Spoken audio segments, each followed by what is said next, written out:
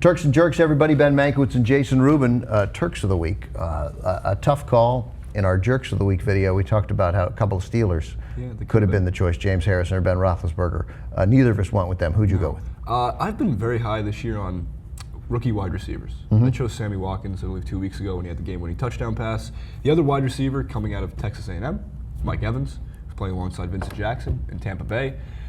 He had himself a nice, I think it was a 45-yard touchdown, coming around, swinging, holding onto the ball all the way through the entire end zone. I played against him in fantasy. I thought you were going to say you played against him this week. I didn't know you played for the Browns, Ben Mankiewicz.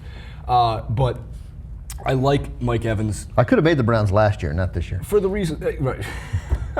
This is true. I would really like to see Mike Evans eventually not have someone like Mike Glennon throwing him the ball because he's a star talent, but the best part about the whole thing was the celebration.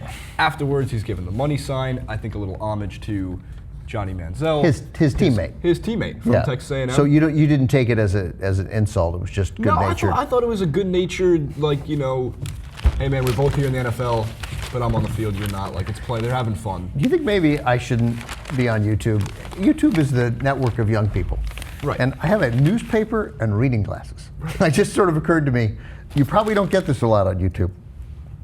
I don't think it. What's it?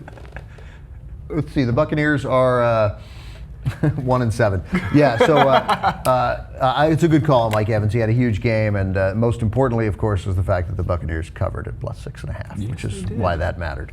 I love that was a great going for two and not getting it. The difference between 5 and 7 and a loss and a cover in that game. So that was a good call. I had a pretty good wagering Sunday. So my Turk of the Week this week is long overdue. Todd Bowles, defensive coordinator of the Arizona Cardinals. That is a really good defensive team. I mean, they basically won that game 28-3 when that game mattered. Carson Palmer got picked, and the Cowboys got that early touchdown on defense. Then they kicked a field goal, and then the Cardinals simply dominated it. The Cowboys couldn't move the ball at all. I got it. It's Brandon Weeden. It wasn't Tony Romo. But it was still in Dallas, and they still shut down DeMarco Murray to the extent that he can be shut down. He actually ran probably better than anyone has run against Arizona this year, but they still kept him in check. Bruce Arians, the head coach there, had Todd Bowles in college and thought that in time that eventually he would be working for Bowles, that Bowles would be the head coach, and that Arians would be an offensive coordinator, and right now it's reversed. But Todd Bowles is going to be a head coach in this league, and probably ought to be already. A few interesting stats and facts regarding Bruce Arians and Todd Bowles. Yeah. One, Arians was Peyton Manning's first quarterback coach in the NFL. Is that right? Indianapolis Colts, according to Pro Football Talk, yes. I find that to be fascinating, considering Peyton Manning became a pretty good quarterback overall. Yeah. And the Todd Bowles, the defensive stats, here's something that is playing with me, though. So, 2014. Yeah. The Cardinals defense is 5th in points per game, 19.9. They are 3rd in rush yards per game, 77.9. Those are fantastic stats. But in pass yards, they are 32nd, dead last, and over 300, 302.9 pass yards a game. Yeah. How does that translate to such little points allowed? It's amazing. Red zone defense? I mean, again, as you said, they're 32nd in the league in pass defense, and I think they're 3rd in rush defense. Correct. And so teams just don't run the ball on them, and that's why NFL stats can be misleading. Convoluted, teams just give up, and they've been behind. Teams have tried to play catch up, and obviously that's when you throw and you put up yards. But between the Honey Badger and Patrick Peterson, they can play the pass. I mean, right. So it seems surprising that those are the numbers, but as always, football numbers don't translate in any way certainly like baseball numbers or even like basketball numbers. Too. But the important thing, 19.5 points per game. Then he has.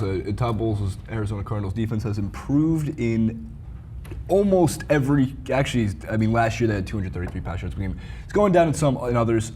Regardless, though, takeaways are still up there. Sacks, they're not rushing the quarterback too much.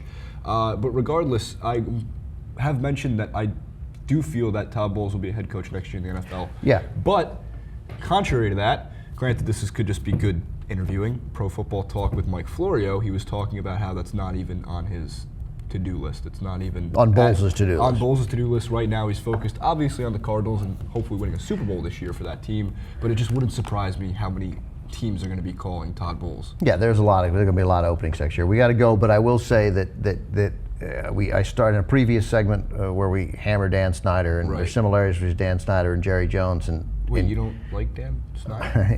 in owners' involvement in the team, but Jones does it in a moderately acceptable way. Right. Moderately, he should still cool it, and Snyder does it incompetently. One thing Jerry Jones deserves credit for, and will never get credit for, I don't think, or may not get credit for. You know, in every other job that people get, we acknowledge that it's going to take time to grow into it, every significant job. But NFL head coaches, if they haven't shown something in 2 years or they look incompetent, we hammer them on this panel. Everybody hammers him. He stuck with Jason Garrett. Yeah. And there's something to letting a guy have a third or fourth year and where they start to learn the job. And I don't know yet, because it's hard to know when Jerry Jones is tying your hands behind your back what kind of coach Jason Garrett is. But I give Jones credit for sticking with Garrett.